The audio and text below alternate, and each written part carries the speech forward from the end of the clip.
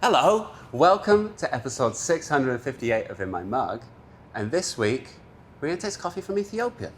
What? What happened to Yemen, Roland? Yeah, sorry. I'm not sure I've got a lot to add to that. There's been another delay. We've seen a lot of delays this year, and unfortunately the coffee from Yemen is not quite here yet. A few more weeks, patiently waiting, it will be here, and I'm very much looking forward to having that again. In the meantime, Sora natural from Ethiopia that we got back, which has been quite a few years now. We've been working with Israel to get that back. I'm really excited to have it back. Cool. And so last week, if you're a weekly subscriber, you would have had a washed Ethiopia, which was super delicious. This is a natural, so it's going to push those processed flavors on top of some of that kind of origin information you heard before. It's a different region of Ethiopia.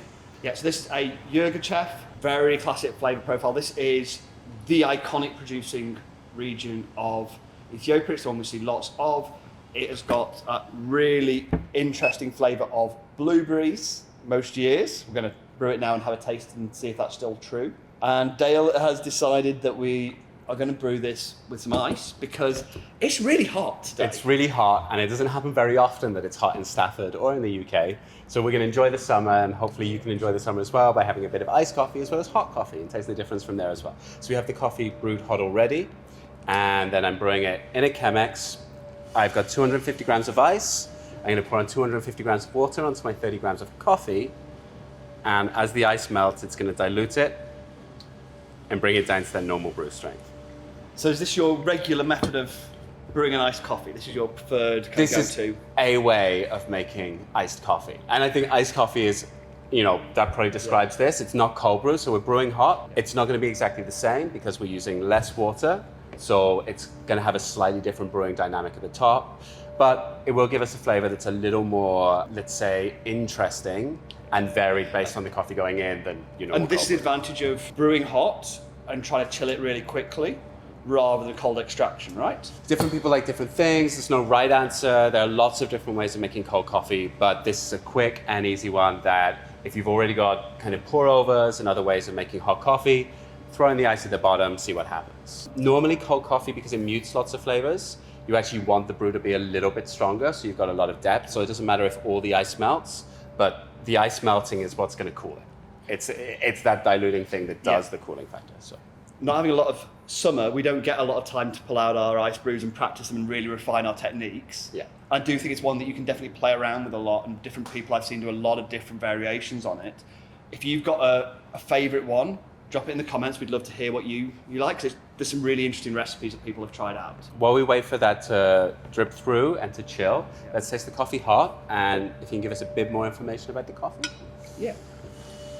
So, this is a natural processed lot.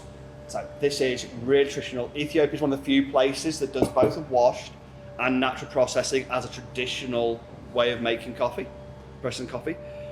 The naturals delivered from the farm and from the from smallholders in the area to the washing station at Sora. It's there that they're going to be sun dried and they're going to get a distinctive flavour.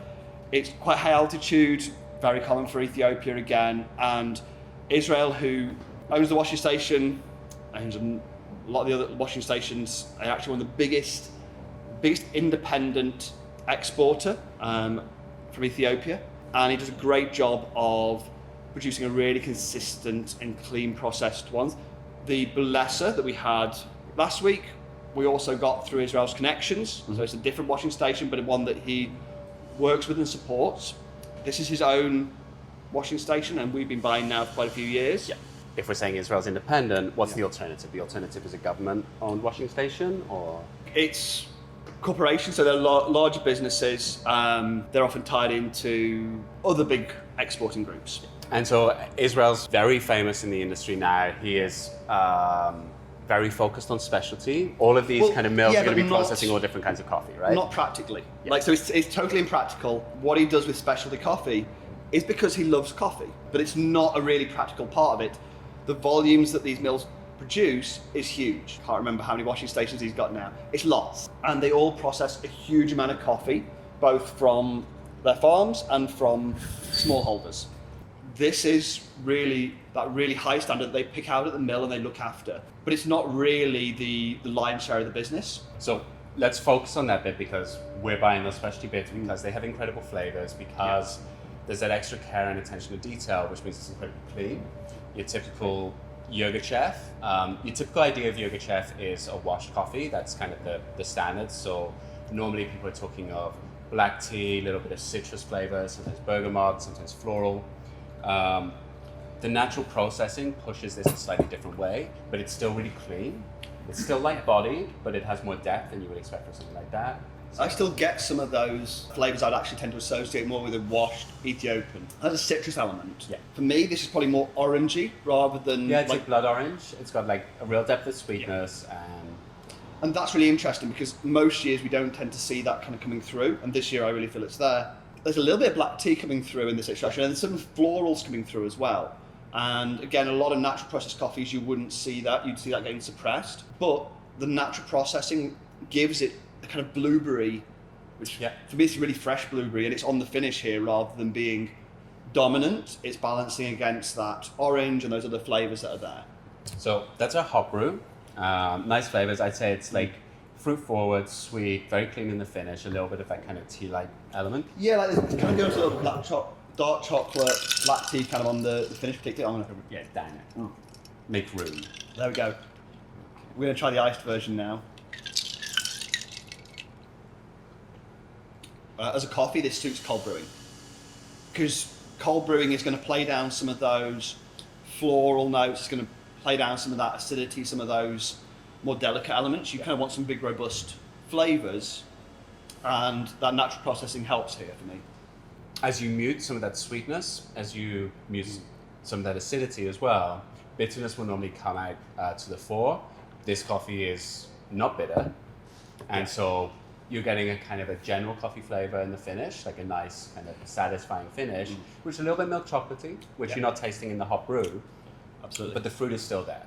Yeah, and it's very kind of, it's moving almost into like cooked blueberries, like blueberry jam or something, rather than that kind of freshness, because you haven't got acidity really coming through. Yeah. It's much more like a soft blueberry flavour. This is an Ethiopian coffee. The roast style on it is relatively light, which is right for this coffee. It also benefits when we do this, that you don't really get that bitterness punching through.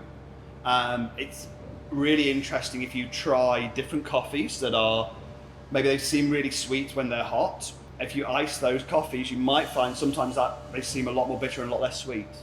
And it's going to be really interesting to explore that, how temperature changes that perception of a coffee. And one of the other kind of experiments we were doing, Katie, so one of our team here, her preferred method is to brew normal strength, normally smaller brews, but she's using these kind of permanent whiskey stones or ice cubes. We've got some metal ones there. Really interesting thing you can do is brew your coffee hot and just drop it straight onto something like that, so it's going to chill it really fast and you can get an idea of those flavor sensations. And then you can go as far as this if you have ice available, and you can see how that changes. So when you remove just the chilling, when you're adding the chilling and the dilution, what different flavors a single coffee can give you and which you prefer. There's no right answer. I really like this one. However, I've used a fair amount of whiskey stones in there and it's not really chilled it down as much as gone to the ice. And I quite like that extra bit of chilling we've had from the ice. So yeah, maybe I need to buy myself some more permanent ice cubes to get the level 57 permanent ice cubes for your 500ml brew. That's a get the chilling down that I want. There we are. Cool. So we'd love to hear what you think. Are you brewing this cold? Are you brewing this hot? Let us know what flavors you're tasting, and we'll be back soon.